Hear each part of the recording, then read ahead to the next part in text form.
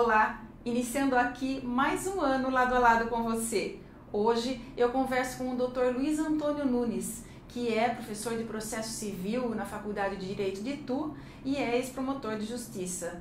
O Dr. Nunes está aqui hoje para falar de um assunto que aflige especialmente pais e mães divorciados ou que ainda estão em processo de separação, que é a alienação parental. Bem-vindo, professor Luiz Antônio Nunes. Obrigado pelo convite. Estou aqui para nós conversarmos sobre esse assunto, que realmente ele é um assunto difícil de se compreender, de entender, porque ele é diretamente relacionado ao sentimento humano, ao amor, à fraternidade. Infelizmente, isto hoje está em falta no nosso cenário, né? No meio do povo. É verdade, o senhor tem razão. Então, assim, mas para começar, vamos começar definindo, né, o que é alienação parental. A alienação parental, nós precisamos fazer, na verdade, uma distinção. A alienação parental e a síndrome da alienação parental. São duas situações diversas, né? Na alienação parental significa que o alienador, por um sentimento nocivo, por um egoísmo exagerado, ele pretende impor ao alienado uma ruptura da vida sentimental entre o filho, né, entre o filho e o alienado. Então, utiliza-se dos meios mais mórbidos, mais difíceis de se entender no ser humano. Então, o alienador utiliza-se de meios para afastar o alienado, né, do seu parente. A consequência desta atividade, desta atitude do alienador, é que o filho, a vítima da alienação, passa a padecer uma série de problemas psicológicos, né? Começa a ter ansiedade, começa a ter dificuldade de relacionamento na escola, quer dizer, provoca-se, na verdade, a vítima, que é o alienado, que sofre as consequências, e a criança, que é afastada indevidamente da vida comum, daquele convívio com o alienado, né? E, professor, o alienador, ele é sempre um dos genitores ou pode ser assim a família, como uma avó, um avô? O alienador não necessariamente é sempre aquele que não detém a guarda, não é aquele que não é a mãe, por exemplo, que na maioria dos casos quem fica com a guarda é a mãe. Dificilmente é uma inversão. Então, na verdade, a atividade, a atitude de alienar, de afastar emocionalmente, né, a criança do alienado, pode ser da mãe, pode ser do pai, se ele tiver a guarda, pode ser dos avós, pode ser de um parente próximo. Quer dizer, há uma ampliação. A lei que trata da alienação parental, que é de 2010, ela é um pouco restrita, mas a interpretação a ser dada pelo judiciário, com certeza. Eu tenho um caso até interessante de uma senhora, também nós achamos sempre a criança, né? O idoso também pode sofrer alienação parental. Então, uma senhora com 89 anos e que estava sob os cuidados dos sobrinhos, que impediam os filhos de visitarem, né? Utilizando-se de uma série de artifícios, né, de mentiras, como dizem os doutrinadores, criaram uma falsa memória nesta senhora, de tal maneira que ela passou a repudiar os próprios filhos. E isso muito antes da lei, já há algum tempo, eu e o juiz, nós fomos até onde estava essa senhora, para nós interrogarmos numa situação de interdição. E acabamos constatando, na verdade, que não se tratava de problemas mentais, de dificuldade de cuidar da vida, né, das atividades civis. Não era uma alienação, verdadeiramente uma alienação parental. Ainda nós não utilizávamos esse termo, né? Mas já existia. Então, todas aquelas pessoas que têm uma ascendência sobre a criança, sobre o idoso, sobre uma pessoa afetivamente ligada a uma outra, pode ser alienador. E professor, quais as ações, quais atitudes, né, tomadas pelo alienador que caracterizam essa alienação? A alienação, por exemplo, a mulher detém a guarda, ou o pai detém a guarda, os avós detêm a guarda, eles utilizam-se de meios para evitar o contato entre o alienado e a criança e o idoso, ou a pessoa que sentimentalmente mantém ligação, né? Não deixa visitar. Isso, no dia da visita, avisa que a criança está doente, que está com febre, que não quer receber visita, que tem problema na escola para resolver. Essas são Consulta situações, médica. Essas são situações até mais simples, mas existem outras mais graves, né? Que impedem, se muda de cidade, né? A mulher, ela muda com a criança para outro estado. Então, o que acontece? A lei da alienação parental hoje prevê especificamente uma hipótese de que a visita seja invertida. Ao invés do alienado ter que ir ao estado do Mato Grosso fazer a visita, na verdade, a mãe que detém a guarda é que tem que trazer a criança para ser visitada. É uma forma de puni-la pela sua atitude, né, como alienadora. Então, há uma série de situações em que, às vezes, interna até indevidamente a criança, chega a esse extremo, né? As medidas judiciais são tomadas e os juízes normalmente têm feito isso. Tomam essa medida extrema de inverter, né, a visita em casos assim mais graves. Mas no normal, acompanhamento psicológico por uma assistente social, por uma psicóloga, relatórios, né, ouvir a criança às vezes. A comprovação, porque o que se vê também é que muitos pais em situação de separação, assim, qualquer coisa já alega alienação parental, né? Como é que comprova, como é que as pessoas comprovam que estão sofrendo essa alienação? É uma prova difícil de ser feita. Esta alienação parental, ela é um conjunto de situações que vai convergir para um único ponto, para demonstrar o sofrimento da criança e o sofrimento do alienado. Então, isso é um conjunto de provas, não é só um fato isoladamente, evidentemente, não configura, né? Não configura, pode ser uma situação esporádica. Mas esta reiteração da prática de atos vai criando na mente do alienado e na mente da criança uma situação psicológica de agressividade. Então, isso tudo é constatado por meio de psicólogos e assistentes sociais. É uma prova difícil de ser feita.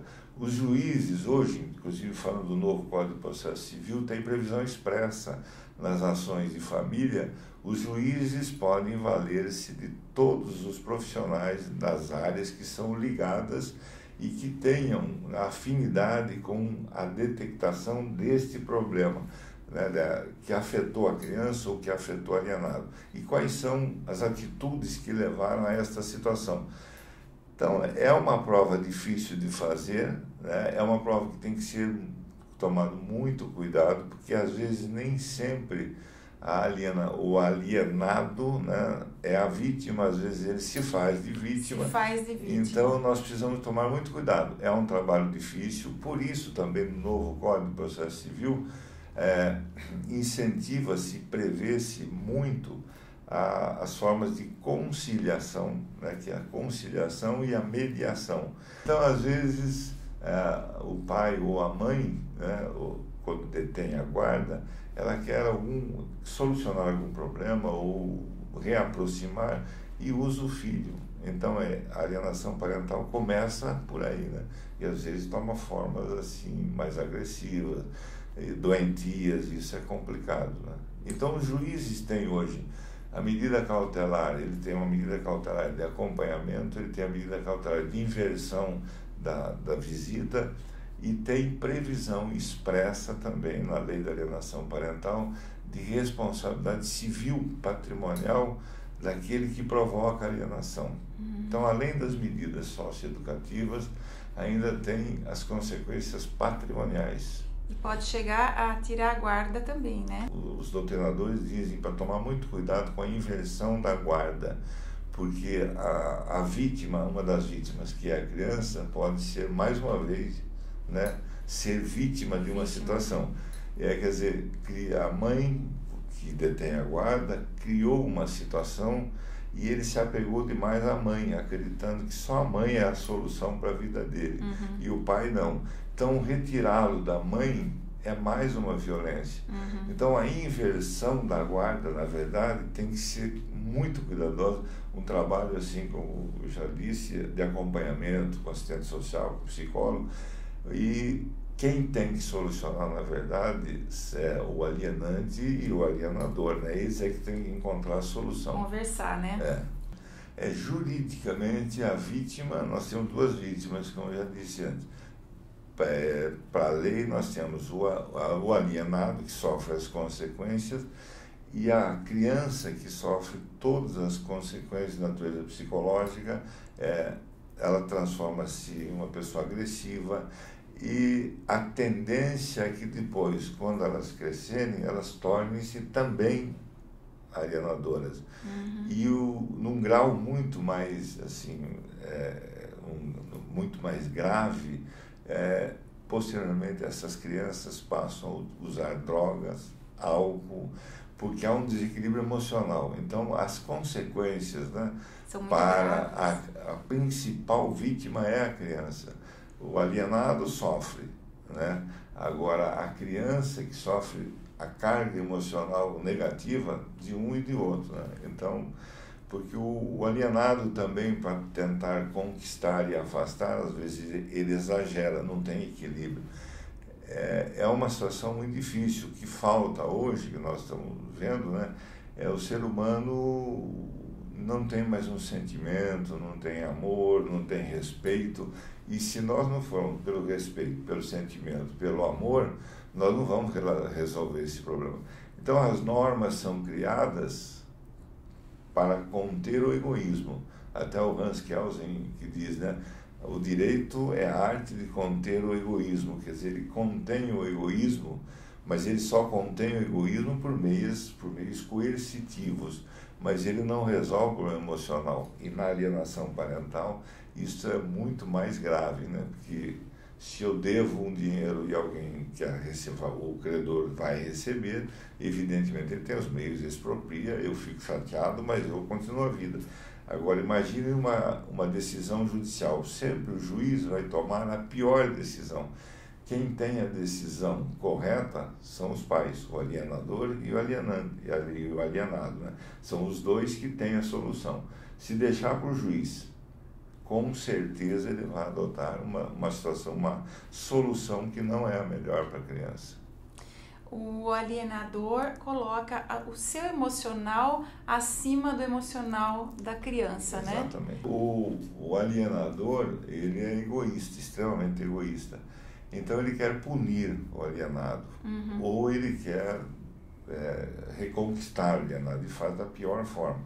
E a vítima maior é a criança, que é instrumento do egoísmo dos dois. E fica de joguete, né?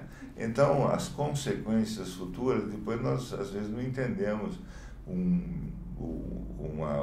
menino de 18, 19, 20 anos que mata o pai, que agride a mãe. A gente não entende, mas tudo isso foi a formação psicológica, por onde ele passou, como é que foi construída a vida emocional dele. Então, tudo isso vai influir. Por isso que aquelas pessoas que utilizam-se desse instrumento têm que perceber que isto um dia vai reverter em desfavor dela, com certeza, né? Professor, e as pessoas que se julgam vítimas da alienação parental, estão numa situação dessa, elas devem procurar um advogado, e quais as medidas que o advogado vai tomar assim em primeira mão? No primeiro momento, o advogado deve tomar essa medida cautelar, prevista, inclusive, ela pode ser incidental. Suponhamos que já haja um processo de separação, de divórcio, né, de um processo de regulamentação de guarda, né? De investigação de paternidade, pode acontecer nessas situações. E começa a acontecer nessas situações de alienação parental. O advogado deve cautelarmente, incidentalmente, ele deve pleitear ao juiz as medidas. Primeiro, convocar o alienador e adverti-lo. Segundo, numa outra sequência, fazer o acompanhamento por meio de profissionais. Terceiro, impor uma multa ao alienador. Né? Quarto, transformar a guarda do alienador em guarda compartilhada. E só em última hipótese transformar a guarda particular, inverter a guarda, né? Quer dizer, porque é aquilo que nós já conversamos, às vezes a criança sofre mais uma agressão porque ela está do lado do alienador, mas ela não tem noção. Ligado ao alienador, e ela né? não tem noção.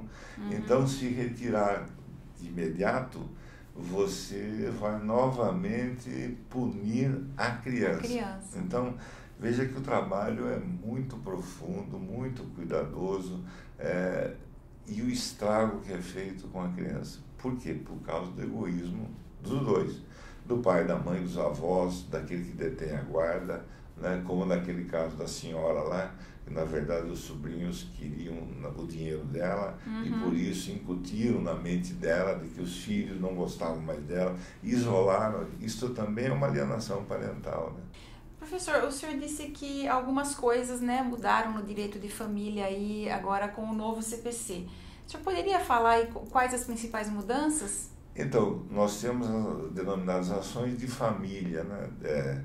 Nós reunimos no Código de Processo Civil todas as ações, chamam de ações de família. Então, nós temos hoje a separação judicial, que, num primeiro momento, com a edição da emenda constitucional que instituiu o divórcio, né, independentemente de causa, independentemente de prazo, nós ficamos num limbo jurídico, porque o Código Civil prevê a separação judicial e a Constituição, na verdade, só previu o divórcio. Até a desembargadora Berenice Dias do Rio Grande do Sul, ela é bastante, nesse aspecto, ela é bastante dura. Ela fala que não existe mais separação judicial, só existe divórcio. E se não der certo o casamento, divorcia-se, se for resolver e casa-se novamente. Só que existem religiões, por exemplo, que não permitem o divórcio. Então, essas religiões não permitem o divórcio, mas permitem a separação. Então, o que aconteceu? O novo código, por pressão dos políticos que têm orientação religiosa, né? E eles pressionaram, e no novo Código de Processo Civil vem expressamente previsto a separação judicial. Então, nós temos o divórcio, que é a ruptura do vínculo, a separação judicial, que amigavelmente exige um prazo de 1 ano. E se for motivado, tiver motivo, a qualquer momento pode pleitear a separação judicial. Nós temos a dissolução da sociedade, né, que é a entidade familiar, nós temos a dissolução também com a partilha de bens, e nós temos a denominada as cautelares no procedimento de família. E os juízes devem, está na própria lei, estimular a participação do conciliador e do mediador, procurando solucionar, que as partes encontrem a solução. Como resolver o conflito entre eles. Então, nas ações de família, hoje, nós temos também, a propósito, nós temos leis recentes, nós temos a Lei da Palmada, né? A Lei da Palmada, que é de 2014. Temos a Lei da Alienação Parental, que também é umbilicalmente ligada às ações de família, né? A Lei da Palmada pode decorrer de uma alienação, né? Agora, a Lei da Palmada nós estamos levando ao extremo, quer dizer, não pode mais corrigir o filho de hipótese nenhuma. Não é isso, transformar a correção em agressão física, né? E eu posso moralmente, né, agredir mais o filho do que com a palmada. Agredir com palavras, não? Exatamente. Então, nós temos hoje o arcabouço jurídico que trata das ações de família, envolve a Lei da Palmada, a Lei da Alienação Parental E nós temos o Código de Processo Civil, o Código Civil e a legislação específica da Lei de Alimentos continua em vigor, ela não é incompatível nem com o novo Código, nem com as novas leis. Então nós temos um instrumental jurídico, é muito bom. Agora vai depender muito de quem? Dos envolvidos, das pessoas envolvidas, né? Se não tiver sentimento, tiver amor, nós nunca iremos solucionar. Nós iremos, na verdade, afastar o egoísmo, mas manter a desvinculação psicológica, amorosa, né? Professor, queria aqui agradecer a sua presença e toda essa informação, essas informações que o senhor passou aqui pra gente. Os internautas também tenho certeza que agradecem, porque é um tema tão polêmico, um tema que machuca todos os envolvidos, né? Então precisamos realmente desses esclarecimentos. Obrigado, digo eu, pelo convite, por ter vindo aqui e dizer para os internautas, para todos, que nós precisamos, né, de ter na nossa convivência, relembrar que existe o amor, que é esse estado da alma, de espírito, quando as pessoas se compreendem, se entregam, se doam e principalmente quando há uma relação de parentesco. O amor deve existir, como Jesus Cristo disse, entre todos nós e principalmente entre os parentes. Agora, vejam bem, chegamos ao absurdo de ter que regular o amor por meio de uma lei, né? Mas obrigado. É o mundo que temos aí, né? É esse. Obrigada mais uma vez e obrigada a você que sempre aqui acompanha o Lado a Lado. A gente vai ficar aqui nesse 2016, mais um ano juntinhos. Obrigada pela sua companhia e até o próximo. Beijo.